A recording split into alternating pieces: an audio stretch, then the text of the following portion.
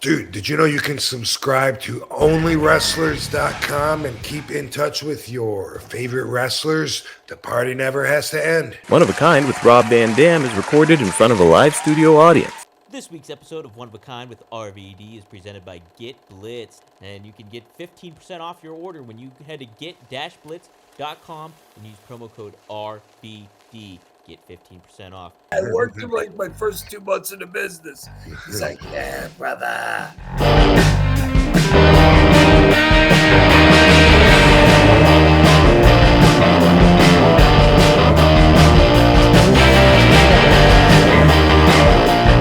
I ain't letting anybody take credit for something that I do again, right to my face. Like I did that shit. No, it's weird. What's his name? And then I didn't like Steamboat as my agent. I went into Johnny's office. I said, Johnny, I don't like Steamboat as my agent. He goes, okay, I'll be your agent for the rest of the time. Johnny was. Johnny is my agent. Wow. How about that? Yeah, it was. Well, I think I got Johnny's respect because when we did the one night stand or whatever, and it was me and Dreamer against Bubba and Devon, and we had like literally 15 run-ins because Tommy wanted to get everybody else in and out of there, and we're going to put it all together. And when we're putting it together, Johnny's sitting there. Johnny didn't say a word, and we're putting it together for like an hour. You know, the first time you get together when there's all those running, it's an easy hour. Then everybody will get back together again. A little group over here. Yes, I'm right after you. Where are you going to be when I go out and all that? And I got to remember all this. But I was more concerned about the time. So I made sure that everybody's running. I would say to everybody, all right, Tommy, Bubba, how long is this running going to last? Is this 45 minutes or is this a minute and a half? And then we would dial it down, and then Johnny would write it over there. So yeah. I got his respect, I think, there. Oh. But then my son beat the shit out of John Cena with a cane.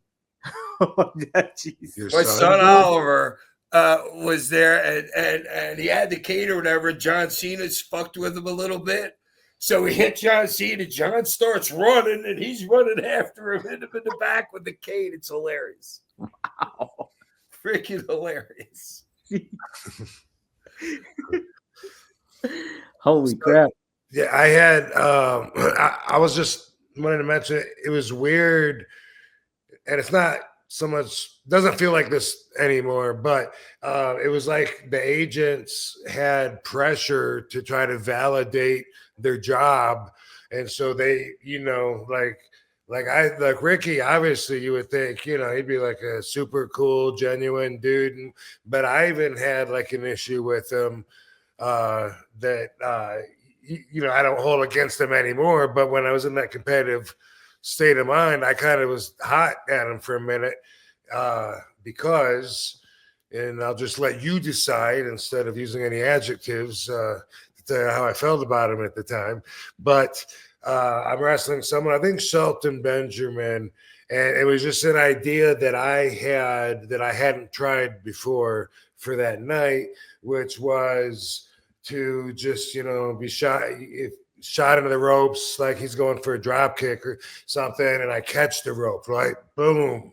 And I shake it off, and like boom, he goes down. I take off and hit the ropes, do a rolling thunder, boom, and hit him. And then we're both selling up, to start a comeback, right? Boom, boom, boom. So I did it, right?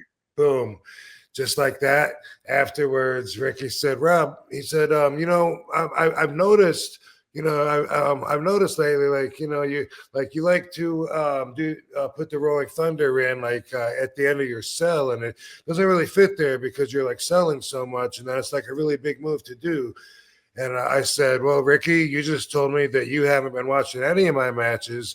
If you said you've noticed that, lately, because tonight's the first time that I did that. And I get it if you didn't get it, but if you'd come up and tell me like you've been watching me, noticed that lately, or however he put it. But I was hot, and disappointed, but I learned that's, the pressure that the guy that they're under, they feel like they want to find targets, One time, Terry Taylor wanted to make me a target, and I think we talked about this. Oh yeah. Did you see Rob? Yeah. Dude, the best agent when I was back there was freaking Skinner. Who played Skinner? Dude, he'd be like, Hack, I ain't gonna tell you what to do out there. Just go do it. He was great. That's how it was. Arn would say the exact same thing to me. Yeah.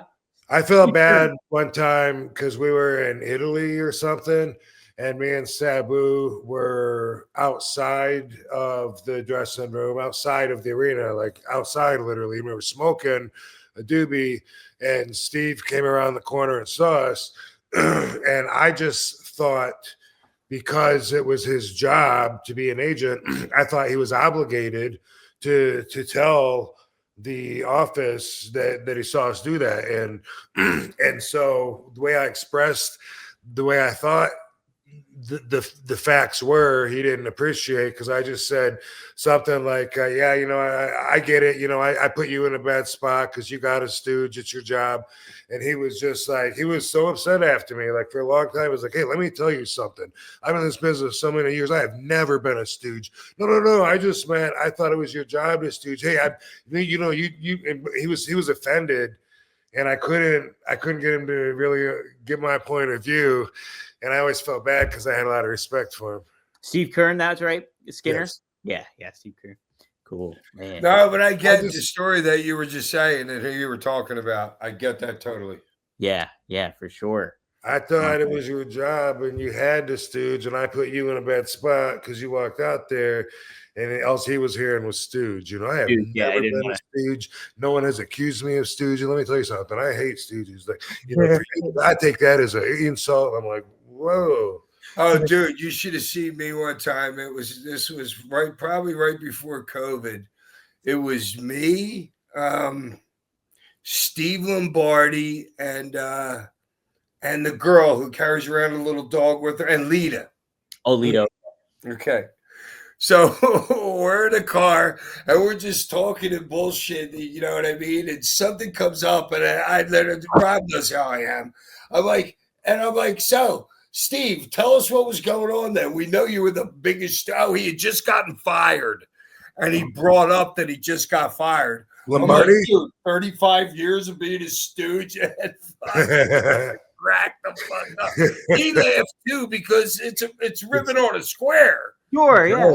You know what I mean? But he did like job. 35 years of fucking. I think he was the dude that would go out and get Vince's dinner every night from whatever great restaurant there was in the area or whatever. Him and Bruno seemed to do everything. Oh, yeah, literally. Downtown Bruno, and then they were like inseparable, and they seemed to be like, whatever you need done, Yeah, who knows what was being done to them? Yeah. Okay, we got some super chats here. All right, Garrett, let's hear it.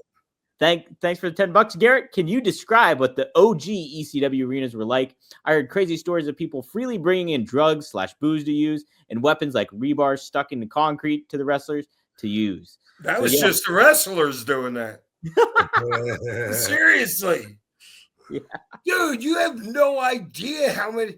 Dude, we would smoke pot. Like, the way the dressing room was, there was this one big room and then some stairs to another little balcony that wasn't so huge.